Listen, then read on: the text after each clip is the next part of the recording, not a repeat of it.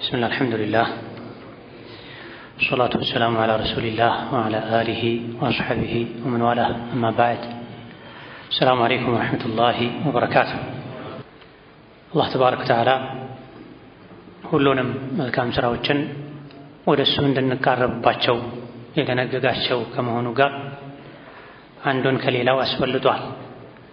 ሁሉንም ኸይር ስራ የሚወድ መስፈርቱ እስከተሟላ ድረስ የሚቀበል ከመሆኑ ጋር ስራዎችን በደረጃ አበላልጧል። ከስራዎች ሁሉ አላህ ዘንድ ይበልጥ ተወዳጅ ስራ ቋሚ የሆነ ስራ ነው፣ ትንሽ እንኳ ቢሆን ብለዋል ነብዩ ሰለላሁ ዐለይሂ ወሰለም። ሁሉም ዒባዳዎች በቋሚነት የተሰሩ እንደሆነ መስፈርታቸው የተሟላ እንደሆነ አላህ ተባረከ ወተዓላ ተቀብሎ ለሰሪው ያሳድግለታል፣ ያባዛለታል። አንዲት መልካም ስራ አንዲት ደረጃ ትልቅ ዋጋ በሚኖራት ቀን የቂያም ቀን መልካም ስራው እዚህ ዱንያ ላይ ተቀባይነት ያገኘለት ሰው በሰላም መኖር ይችላል። ምንም ሳይሰራ ወይም ደግሞ መስፈርት የጎደለውን ስራ ሰርቶ የሄደ ሰው ደግሞ አላህ ዘንድ ተባረከ ወተዓላ ዱንያንና ዱንያ ላይ ያሉ ወርቅ ብሮችን ሰጥቶ ራሱን ማዳን ቢፈልግ አይሳካለትም። ስለዚህ እዚህ ዱንያ ላይ እስካለን ድረስ መልካም ስራ ላይ ፈጣኖች ልንሆን፣ ብርቱዎች ልንሆን፣ የሰራነውን ኸይር ስራ ከሚያበላሹብን ነገሮች ልንርቅና ልንጠነቀቅ ይገባናል። መልካም ስራን ከሚያበላሹና ዋጋ ከሚያሳጡ ነገሮች አንዱ በአላህ ማሻረክ ነው፣ በአላህ ማጋራት ነው። በአላህ ከማጋራት ጋር መልካም ስራ አይጠቅምም፣ ዋጋም አይኖረውም። ስለዚህ የጀሃነም እሳትን የሚፈራ ጀነትን የሚከጅል በሙሉ የመልካም ስራዎች ሁሉ ደምሳሽ ጸር የሆነውን ሽርክ ሊያውቀው ሊፈራውና ሊጠነቀቀው ይገባል። ሁሉም ነቢያት ሽርክን ይፈሩ ነበር፣ ያስፈራሩ ያስጠነቅቁ ነበር። አቡል አንቢያ የነቢያት ሁሉ አባት የተባሉት ኢብራሂም ዓለይሂ ሰላም ለተውሂድ ብለው ከመሰደዳቸው ጋር እሳት ላይ ከመጣላቸው ጋር ልጃቸውን ለማረድ መሬት ላይ ጥለው አንገቱ ላይ ቢላው አስቀምጠው ከመገዝገዛቸው ከመሞከራቸው ጋር አላህ ፈትኗቸው ፈተናዎችን ከማለፋቸው ጋር ወኢዝ ብተላ ኢብራሂም ረቡሁ ቢከሊማቲን ፈአተመሁነ ፈተና ከመድፈናቸው ጋር ወይም የአላህን ፈተና ሽርክን ይፈሩ ነበር፣ ይሰጉ ነበር። ወጅኑብኒ ወበኒያ አን ነዕቡደል አስናም፣ ጌታዬ ሆይ እኔንም ልጆቼንም ጣዖትን ከመገዛት ከማምለክ አንተ ጠብቀኝ ይሉ ነበር። ረቢ ኢነሁነ አضለልነ ከሲረን ሚነ ናስ፣ ከአላህ ውጭ የሚመለኩ አማልክት ብዙ ሰዎችን አጥምመዋል፣ አሳስተዋል። እኔም ከብዙዎች አንዱ እንዳልሆን ልጆቼም ከብዙዎች እንዳይሆኑ አንተ ጠብቀን ይሉ ነበር። ፈመን ያእመኑል በላአ በዕደ አቢል አንቢያ ከማ ቃለ ባዕዱ ሰለፍ፣ ነቢዩላህ ኢብራሂም የነቢያት ሁሉ አባት ልጃቸውን መስዋዕት ለማድረግ የተዘጋጁ ኢብራሂም ሽርክን ከፈሩ ማን ነው ከሳቸው በኋላ ከሽርክ ንጹህ ነኝ ብሎ የሚተማመን? ስለ ሽርክ ሲነገር ያለነው መስጂድ እኮ ነው፣ አንገቴ ላይ ምን አየህ፣ ለምን ስሰግድ አየኸኝ የሚሉ አላዋቂዎች። ስለ ሽርክ የሚነገረው ለሙሽሪክ ብቻ አይደለም። አልኢማም አሕመድ ረሒመሁላህ ተዓላ በዘገቡት ሐዲስ ነቢዩ ዓለይሂ ሰላቱ ወሰላም ይህ ሽርክ የሚባለውን ነገር ተጠንቀቁት፣ ኢተቁ ሃዛ ሽርካ፣ ሃዛ ለፍዙ ሐዲስ ነቢ ዓለይሂ ሰላቱ ወሰላም፣ ኢተቁ ሃዛ ሽርካ፣ ይህ ሽርክ የሚባልን ነገር ፍሩት፣ ተጠንቀቁት። ምክንያቱም እሱ ከጉንዳን ኮቴ የበለጠ ስውር ነው፣ አይታወቅም፣ አይታይም አሉ ነቢ ሰለላሁ ዐለይሂ ወሰለም። ጉንዳን መጥቶ ሲነክስህ ነው የምታውቀው፣ ሳይነክስህ በፊት ላታየውም ላሰማውም ትችላለህ። በተለይ በጨለማ ውስጥ የመሀይምነት የጅህልና ጨለማ ያለበት ሰው የሽርክ ጉንዳን መጥቶ ሲነክሰው አያውቅ፣ እየነከሰውም ላያውቅ ይችላል። የዱንያ ጉንዳን እዚህ ዱንያ ላይ ስለሆነ ህመሙ ሊሰማህ ይችላል። የሽርክ ጉንዳን ጀሀነም ላይ ወስዶ ነው ህመሙ እንዲሰማህ የሚያደርገው። ስለዚህ ይሄ ሽርክ የሚባለው ነገር ፍሩት፣ ተጠንቀቁታ። ምክንያቱም ከጉንዳን ኮቴ ድምፅ በላይ ስውር ነው፣ አይታይም፣ አይሰማም። ሌላ ቡኻሪ አደበል ሙፍረድ ላይ በዘገቡት ሐዲስም ነብዩ ሰለላሁ ዐለይሂ ወሰለም ሱሐቦችን ሽርክን አስጠነቀቁ። ከምንም በላይ ለእናንተ የምፈራው ሽርክና አሏቸው። ለማን? ለአቡበክር፣ ለዑመር፣ ለዑስማን፣ ለዓሊ፣ ለዐሸረተል ሙበሸሪን ዱንያ ላይ ቆመው የሄዱ በጀነት ለተበሰሩ የተውሂድ ጀግኖች፣ አላህ ለወደዳቸው ሰዎች፣ ለኢስላም ገንዘባቸውን፣ ጉልበታቸውን፣ ህይወታቸውን፣ ሀገራቸውን አሳልፈው ለሰጡ ምድር ላይ የሚራመዱ መላኢካ ሊባሉ የሚችሉ ሰዎች ነብዩ ሰለላሁ ዐለይሂ ወሰለም አኽወፉ ማ አኻፉ ዐለይኩም አሽርኩል አስገር፣ ከምንም በላይ ለእናንተ የምፈራው ድብቁን ሽርክ ነው፣ ትንሹን ሽርክ ነው፣ ሽርክን ነው አሏቸው። ሱሐቦችን ፈሩ። ነብይ የፈሩላቸውን ነገር ፈሩ። ለነብይ ያሰጋቸው ነገር እነሱንም አሰጋቸውና ታዲያ ምን ይሻላል አሏቸው። ሽርክ ስውር ነው፣ ድብቅ ነው፣ ከምንም በላይ የሚያስፈራ እሱ ምን ይሻላል ሲሏቸው اللهم إني أعوذ بك أن أشرك بك شيئا وأنا أعلم وأستغفرك لما لا أعلم ያላችሁ ዱዓ አድርጉ አሏቸው። ጌታዬ ሆይ እያወቅኩ ባንተ ከማጋራት አንተ ጠብቀኝ፣ አንተ አርቀኝ፣ አንተ ሰውረኝ፣ ሳላውቅ ላሻረኩት ሳላውቅ ላሻርከው ለምችለው ደግሞ አንተ ምህረት አድርግልኝ በሉ አሉ ነብዩ ሰለላሁ ዐለይሂ ወሰለም። ጌታዬ ሆይ እያወቅኩ ከማጋራት አንተ ጠብቀኝ፣ ሳላውቅ ላጋራው ለምችለው ደግሞ አንተ ምህረት አድርግልኝ በሉ። ምን ይሻላል ብለው የጠየቁትም እነ አቡበክር ስዲቅ ናቸው። እኛ ታዲያ ምን ቤት ነን? አቡበክር የፈራውን ማንፈራ፣ ኢብራሂም የፈሩትን ማንፈራ። ብዙ ሰዎች ዝሙት ይፈራሉ፣ ይጸየፋሉ፣ ይደነግጣሉ። ተገቢም ነው። የሰው ነፍስ ማጥፋትን ይፈራሉ፣ ይደነግጣሉ። እገሌ ሰው ነፍስ አጠፋ፣ ገደለ፣ በእጁ ሰው ጠፋበት ሲባል ይፈራል፣ ተገቢም ነው። ሰረቀ ሲባልም እንደዚሁ ተገቢ ነው። ነገር ግን ከነዚህ ሁሉ የከፋ ሊፈራ ሊጠላ የሚገባው ወንጀል ቢኖር ሽርክ ነው። አቅበሑ ዙኑብ ወሽርክ አዕዘሙ ዙኑብ ወሽርክ። ነፍስ ከማጥፋት ከማመንዘር ከመስረቅ ከሌሎችም ወንጀሎች የከፋ ወንጀል ቢኖር በአላህ ማሻር በአላህ መጋራት። እነዚህ መጥፎ ስራዎችን ከምንጠላው በላይ ሽርክን ልንጠላ ይገባናል። እነዚህ ወንጀሎችን እንደምንፈራው እንደምንጸየፈው ስሜን እንዳያጠፉ ክብሬን እንዳያጎድፉ እንደምንለው በሽርክ ከመነጀስ ልንጠነቀቅ ይገባናል። ሽርክ ሩቅ አይደለም፣ ቅርብ ነው። ቅድም ሐዲስ ላይ እንደተገለጸው ከጉንዳን የበለጠ ስውር ነው፣ አይታወቅም፣ ድምፅ የለው፣ እይታ አይን ውስጥም ላይ ገባ ይችላል። ከሽርኮች ሁሉ የበለጠ ለእናንተ መፈራው ሽርክ ስውሩ ሽርክ ነው ብለው ነበር ነብዩ ሰለላሁ ዐለይሂ ወሰለም። ለዚህ ምሳሌ እንዳደረጉ ታውቃለህ? ያ አብደላህ ወይ አመተላህ፣ አንድ ሰው ሶላት እየሰገደ ሰው ስለሚያየው ብሎ ሶላቱን ማሳመር አንዱ የሽርክ ምሳሌ ነው። ነብይ እንዳሉት ሶላት ከምንም በላይ ለእናንተ መፈራው ድብቁን ሽርክ ነው አሉ። ምንድነው ድብቁ ሽርክ? ምሳሌው አንድ ሰው ለአላህ የሚሰግደውን ሶላት ለአላህ ብሎ የጀመረውን ሶላት ሰው ሲመጣ ሰው ሲያየው ሶላቱን ማሳመሩ ረዘም ዘለግ ማድረጉ ይሄ የድብቁ ሽርክ ምሳሌ ነው አሉ ነብዩ ሰለላሁ ዐለይሂ ወሰለም። ሰደቃ ሲሰጡ መጀመሪያ ባለ 1 ብር የፈለጉ 5 ብር የፈለጉ ሰው ሲመጣ ባለ 100 አውጥተው መስጠት ለሰው ብሎ ይሄም ሽርክ ነው። ቁርአን እየቀሩ አገራቀኛችን ሰው ስላለ ድምፁ ሲያምር እንድንባል ብሎ ቁርአንን ጨመር አድርጎ መቅራት ይሄ ሽርክ ነው።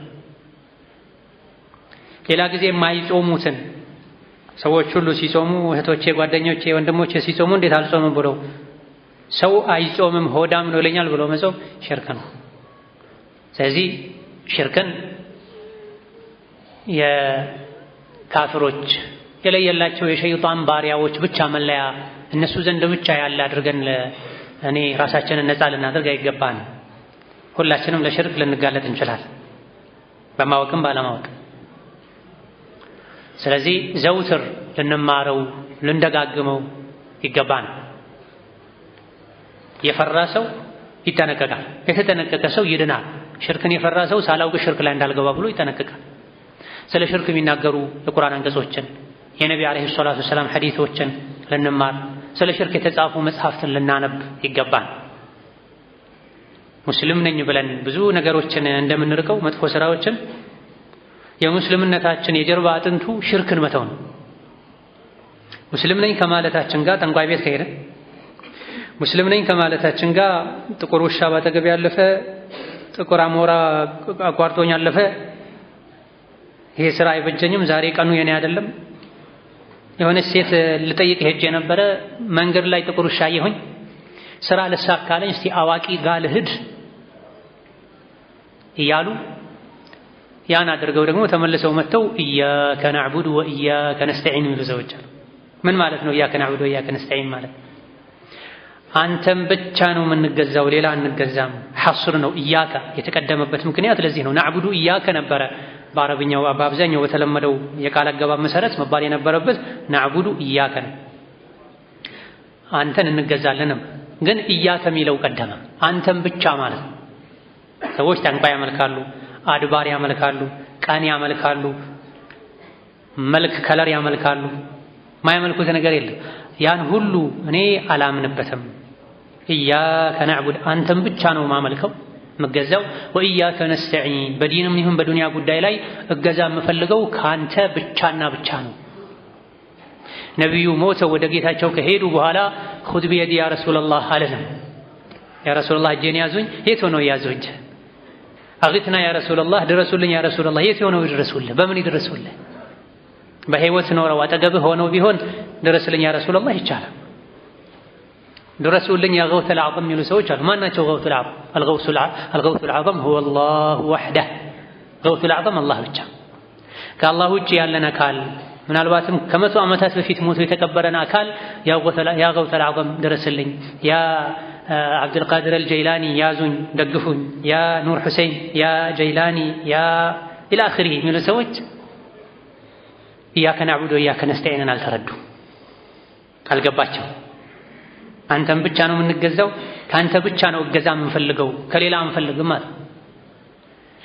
ጤነኛ የሆነ ሙሉ አካል ያለው አጠገባችን ያለን አካል እቃ ወድቆኛል አንሳና ስጠኝ፣ ትንሽ ቸግሮኛል ብር አበድረኝ፣ አሞኛል ሐኪም ቤት ውሰደኝ፣ ታምም ያለው ዶክተር ሆይ እንዲህ አይነት ህመም ነው የሚሰማኝ እርዳኝ ይቻላል። በህይወት ያለ አቅም ያለው አልሐይ አልቃድር አልሓዲር ህይወት ያለው አጠገባችን ያለ የመርዳት አቅም ያለውን አካል እርዳኝ ብንል ችግር የለም። እነዚህ ሶስት መስፈርቶች ሳይሟሉ ግን ልዩ ከራማ አለው፣ ልዩ ክብር አለው፣ በልዩ ሁኔታ መርዳት ይችላል ብሎ ማንም ይሁን ማን ድሮ ሞቶ የተቀበረን ሰው ከኛ ዱዓ የሚፈልግን ፈቂር የአላህን ባሪያ ወልይ ነው ሷሊሕ ነው ብሎ አንተ አይገባህም፣ ወልዮች ከራማ አላቸው በከራማ ይደርሱልኛል ብሎ መለመን አላዋቂነት መክሰር ነው። አኺራ ወልዮችን፣ ነቢዮችን፣ ሷሊሖችን እንወዳቸዋለን፣ እናከብራቸዋለን። ሞተው ከጌታቸው ከተገናኙ በኋላ እነሱ ከኛ ዱዓ ይፈልጋሉ እንጂ እኛ እነሱን ጠብቁኝ፣ እርዱኝ፣ ልጅ ስጡኝ፣ ጤና ስጡኝ፣ ድረሱልኝ አይባልም። ይሄ አይን ያወጣ ሽርክ ነው። ሰዎች ሲፈልጉ ተወሱል ይበሉት፣ ሲፈልጉ ተበሩክ ይበሉት። የአላህ መልእክተኛ ሷሐቦች ያላደረጉት ተበሩክና ተወሱል የነቢ ተከታይ ነኝ የሚል ሰው አያደርግም። የወሊ የሼክ ቤተሰብ ተብሎ አሁን ድረስ በሀገራችን በአራቱ መቅጣጫ ከአላህ ውጪ የሚመለኩ አማልክት ተደርገው ተይዘዋል። ራስ ላይ ነጭ ኮፍያ ይታያል። መስጂድ ተገብቶም ኢያከ ነዕቡድ ወኢያከ ነስተዒን ይባላል። አመት ተቆጥሮ ግን የገሌ መውልድ የገሌ ሼክ ሐድራ ተብሎ መጀን ይባላል፣ በረካ ስትሆን ይባላል። የእሳቸው ዝርያ ተብሎ በገንዘብ እጁ ይሳማል፣ እግሩ ይሳማል፣ ስጁድ ርኩዕ ይደረግለታል። ወላሂ ይሄ ሽርክ ቅድም ብያለሁ፣ አሁንም ደግመዋለሁ። ሀገራችን የተለያየ አካባቢ ላይ ያሉ ለሀገራችን ኢስላም ትልቅ ዋጋ የከፈሉ መሻይኾች አሉ በአራቱ መቅጣጫ። በኦሮሚያ በኩልም በሐረር አካባቢ፣ በአማራ አካባቢ፣ በደቡብ አካባቢ አብሬት ተብሎ ድሬ ተብሎ ሰዎች ይሄዳል፣ አልከሶ ተብሎ ሰዎች ይሄዳል። እነሱ ይጠቅማሉ፣ ይረዳሉ፣ ይጠብቃሉ ብለው ማመን በአመት ቀን ይዞ ገድቦ ግመልን፣ አልባሳትን፣ ቁሳቁስን እየነዱ ወደዛ መሄድ ግልጽ ከሆነ ከነቢ ሐዲስ ጋር ይጋጫል። የእነሱ ዝርያዎች ደግሞ እንዲሁ ከነሱ በረካ ይገኛል ብሎ ከአካላቸው ጋር መተሻሸት፣ ለነሱ ቁርባን ያቀረቡ እግራቸውን መሳም፣ ጉልበታቸው ላይ መውደቅ፣ መተሻሸት፣ ዳብሱኝ፣ ልጅ አጥቻለሁ ዱዓ አድርጉልኝ፣ ቱፍ በሉብኝ። በዚህ ደረጃ ላይ በሽርክ የተጀማለቅንበት ዘመን ላይ ደርሰናል። ይሄን ያደረገ ኢያከ ነዕቡድ ወኢያከ ነስተዒን የሚል ሰው አልገባውም የኢያከ ነስተዒን ትርጉም።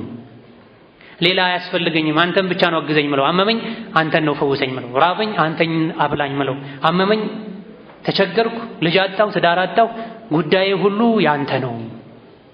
ፈፊሩ ኢለላህ ወደ አላህ ሽሹ ነው የተባለው እንጂ ወደ ወልዮች፣ ወደ አድባሮች፣ ወደ ሷሊሖች ሽሹ ጉዳያችሁን ለነሱ አቅርቡ አልተባለም። እኔ ወንጀለኛ ነኝ ይላሉ ብዙ አላዋቂ የሆኑ ሰዎች። የወንጀለኛን ድምፅ አልሰማም ብሏል እንዴ አላህ? ቁል ያ ዒባዲየ አለዚነ አስረፉ ዐላ አንፉሲሂም ላ ተቅነጡ ሚን ረሕመቲላህ ኢነላሀ የግፊሩ ዙኑበ ጀሚዐን። ወንጀል የሠራ ሰው አላህ ይምራል። አጥፍቻለሁ ጌታዬ፣ ደፍሬ አንተን መጠይቅበት አንደበት አቅም የለኝም፣ ቆሽሽ ያለሁኝ፣ ግን ያለ አንተ የሚያጸዳኝ የለም። ባጠፋም ባስቆጣህም የት መሄድ እችላለሁ? ማረኝና ጉዳይን አንተ ወስተካክልልኝ ይባላል እንጂ ወንጀል ከሰራችሁ በወልዮች በሷሊሖች መሰላል በኩል ኑ፣ ወንጀል ካልሰራችሁ ደግሞ ቀጥታ ያ ረብ በሉኝ አላለም። ለሁለት አልከፈለውም አላህ። ደጉም ታዛዡም አመፀኛውም ያ ረብ እንዲል ነው የታዘዘ። ነብዩ ሰለላሁ ዐለይሂ ወሰለም ከሳቸው ባለፉ ከሳቸው በፊት በነበሩ ነብዮች ረሱሎች ተወሱል አደረጉ። ሙሳ ድረስልኝ፣ ሙሳ ጠብቀኝ አሉ፣ ኢብራሂም ጠብቀኝ አሉ የሚል አንድ ሐዲስ የለም። ነቢይ ከሞቱ በኋላ ሷሐቦች የነቢይን ዓለይሂ ሰላቱ ወሰላም ቤተሰቦችን እጅ የሳሙ ለነሱ የተሻሹ ለነሱ ቁርባን ያቀረቡ አላህም በእነሱ ይሁንብህ አሉት የሚል የለም።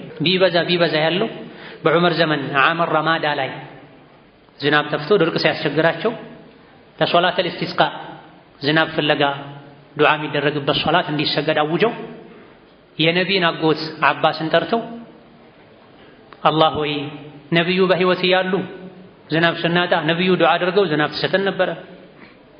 ዛሬ ደግሞ በነቢዩ አጎት ዱዓ ወደ አንተ ተወሱል እናደርጋለን ያሉት።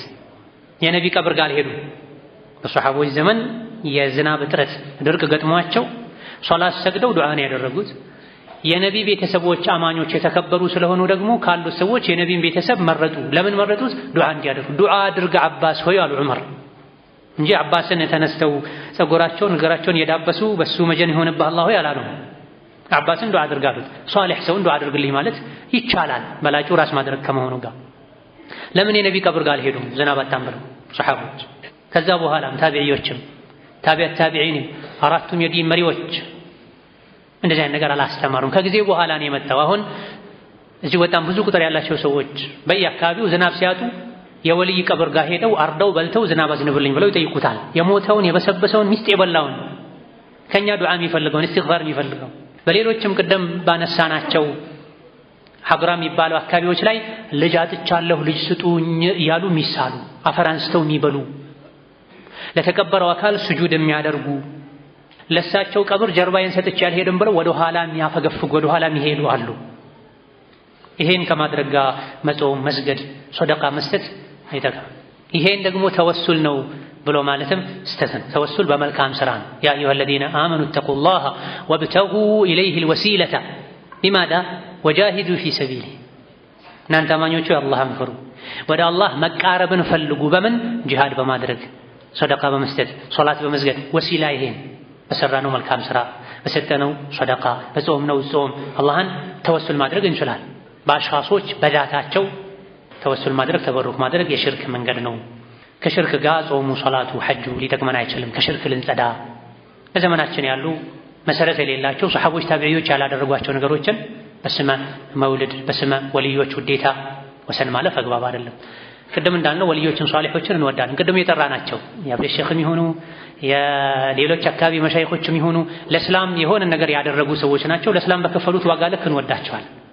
እስላም እንዲጠፋ ርብርብ የተደረገበት በነበረበት ወቅት ላይ ሙስሊም ዑመር ብሎ መሰየም አይሻ ብሎ መሰየም ነውር ሆኖ ዑመርን ይመር አይሻን አንሻ ብለው በሚጠሩበት ጊዜ ሙስሊም አንገቱን ቀና አድርጎ እንዲሄድ መብቱን እንዲያስከብር ዋጋ የከፈሉ ሰዎች ናቸው። አላህ ኸይር ጀዛቸውን ይክፈላቸው። ነገር ግን ሊመለኩ አይገባም። ከዛ በኋላ በእነሱ ስም በእነሱ ተቋም ስር የሚሰራውን ሽርክ አላህ አይወደው። እነሱም ቢኖሩ አይወዱትም። በተመቶ እርግጠኛ ነው። አንዳንድ ነገሮችን ሊያጎድሉ ይችላሉ። ተውሂዱ ሱናው ተሟልቶ ስላልደረሰላቸው በደረሳቸው ልክ ሰርተዋል። ሳያውቁ ባጠፉት ነገር አላህ ይቅር ይላቸዋል። እነሱ የጀመሩትን መልካም ልናሳድግ እንጂ አቡ ጃህልና አቡ ለሀብ ከላትና ከዑዛ ዙሪያ ጠዋፍ ያደርጉ እንደነበረው እኛ የነሱ መካና መቃብር ላይ ሄደን ጠዋፍ ልናደርግ የዓመት መውልድ ተብሎ ሰዎች ወደዛ ሊጓዙ አይገባም። ወደ 3 ቦታዎች እንጂ ለዒባዳ ጓዝን ጠቅልሎ መሄድን ነቢ ከልክለዋል አለይሂ ሰላቱ ወሰላም። መካ ለሐጅና ለዑምራ፣ መዲና ለመስጂድ ዚያራ፣ መስጂድ አልአቅሷ ፍልስጤም አላህ ከነጃሳ አይሁዶች እጅ ነፃ ያውጣውና ወደ እነዚህ 3 ቦታዎች ለዒባዳ መሄድ ተፈቅዷል። ሶላት አልጀማዓ ለመስገድ መካ መስጂድ አንዴ ሶላት መስገድ 100,000 ሶላት እንደተሰገደ አይነት አጅር ያሰጣል። የመዲና የነቢ መስጂድ ላይ መስገድ ሌላ ቦታ ላይ ከመዲና ከመካ መስጂድ ውጪ 1000 ሶላት የተሰገደ ያክል አጅር ያሰጣል። በይተል መቅዲስ አቅሷ መስጂድ ላይ ደግሞ መስገድ 150 ተብሏል፣ 250 ተብሏል፣ 500 ተብሏል። የተለያዩ ሪዋያዎች አሉ። ከ100 ምናምን እስከ 500 ሶላት የተሰገደ ያክል አጅር ያስገኛል። ልዩ ትሩፋት አላቸው። ከነዚህ ከሶስት ቦታዎች ውጪ ሶላት አልጀማዕ ሰገድ ኢዕቲካፍ ላደርግ ተብሎ አይኬድም። ብዙ ሰዎች ረመዳን ወደ ተለያዩ አሁን ያልናቸው አይነት የቢድዓ ምናልባትም የሽርክ መናኸሪያ የሆኑ አካባቢዎች ላይ ሄደው ኢዕቲካፍ አደርጋለሁ ይላሉ። ጾም እጾማለሁ ይላሉ። ጀማ ሰግዳለሁ ይላሉ። ለጀማዓ ብሎ ለኢዕቲካፍ ብሎ ራቅ ያለ ቦታ ጓዝን ጠቅልሎ መሄድ የተወገዘ ነው። ከአላህ ቤት ከመዲና መስጂድ ከመስጂድ አልአቅሷ ማወዳደር ነው የሚሆነው እነዚህ ቦታዎች። አቡ ሁረይራ አላህ ሙሳን ያናገረበት ስፍራ ሲሄዱ ወይም ሄደው ሲመለሱ አቡ በሲራ የሚባሉ ሱሐቢ አገኟቸው። አቡ ሁረይራ ታላቁ ሱሐቢ ተመልከቱ፣ 5000 ምናምን ሐዲስ ያስተላለፉ። አንዳንዴ ሰዎች የማያውቁት ነገር ሊኖር ይችላል። 99.9 ከማወቃቸው ጋር አንዳንድ ነገር ሊጎላቸው ይችላል። ስለዚህ አቡ ሁረይራ ከዚህ እውቀታቸው ከዚህ ሐዲታቸው ጋር አላህ ሙሳን ያናገረበት ስፍራ ላይ እዛ አካባቢ የተሰራ መስጂድ አለ። እሱን መስጂድ ዚያራ ብለው ሄደው ሲመለሱ አቡ በሲራ አገኟቸው። ሁለቱም ሱሐባ ናቸው። አቡ በሲራ አቡ ሁረይራን ከየት ነው የምትመጣው አሏቸው። አላህ ሙሳን ያናገረበትን መስጂድ ዘይሬ ነው የምመጣው፣ እዛ ጋር የተሰራው መስጂድ ዘይሬ ነው የምመጣው አሏቸው። ከመሄድህ በፊት ባገኘህ ኖሮ እከለክልህ ነበር አሏቸው። አቡ በሲራ ለማን ለአቡ ሁረይራ ለምን ሲሏቸው بمعنى الحديث ነብዩ እኮ አለይሂ ሰላቱ ወሰላም ወደ ሶስት ቦታዎች እንጂ ለዒባዳ ወደ አላህ ለመቃረብ ብሎ መጓዝን ከልክለዋል። መስጂድ አልሐራም፣ መስጂድ ነቢ፣ መስጂድ አልአቅሷ። አቡ ሁረይራ አልተከራከሩ፣ ትክክል አለመሆናቸውን አውቀው ተቀብለዋል። ይህ ከመሆኑ ጋር ወደ ተለያዩ አካባቢዎች ለዒባዳ ለጀማዓ ለምናምን ያሉ ጊዜውን ጠብቆ ዓመታዊ ክብረ በዓል አድርጎ መጓዙ እስላምን ይሸረሽራል። እዛ ሄዶ ደግሞ ለቀብር መስገዱ አፈር መላሱ ከአላህ ያጣላል። ቤትም ሆኖ ያ ገውተል አዕዘም ደረሱልኝ፣ ሰይድና ኸድር ስጡኝ፣ ጀይላኒ እንዲያደርጉልኝ፣ ሁሉም መኽሉቆች ናቸው። ከሞቱ በኋላ ከኛ ዱዓ ነው የሚፈልጉት። አላህ አይበቃንም ወይ? አለይሰ አላሁ ቢካፊን አብደሁ። አላህ ለባሪያው አይበቃም? ምጥ ያስቸገራት ሴት ያ አላህ ትበል፣ ልጅ ያጣ ሰው ያ አላህ ይበል፣ የታመመ ያ አላህ ይበል እንጂ ከአላህ በታች ያለው በሙሉ ضعيف ነው። ከضعيف ምንም ልንፈልግ አይገባንም። በአላህ ልንብቃቃ ይገባናል። ረመዳን ላይ ጾማችን ለአላህ ብቻ እንዳደረግነው ሌላም ጊዜ ዒባዳችን ለአላህ ብቻ ልናደርግ ይገባናል። هذا وبالله التوفيق. السلام عليكم ورحمة الله وبركاته.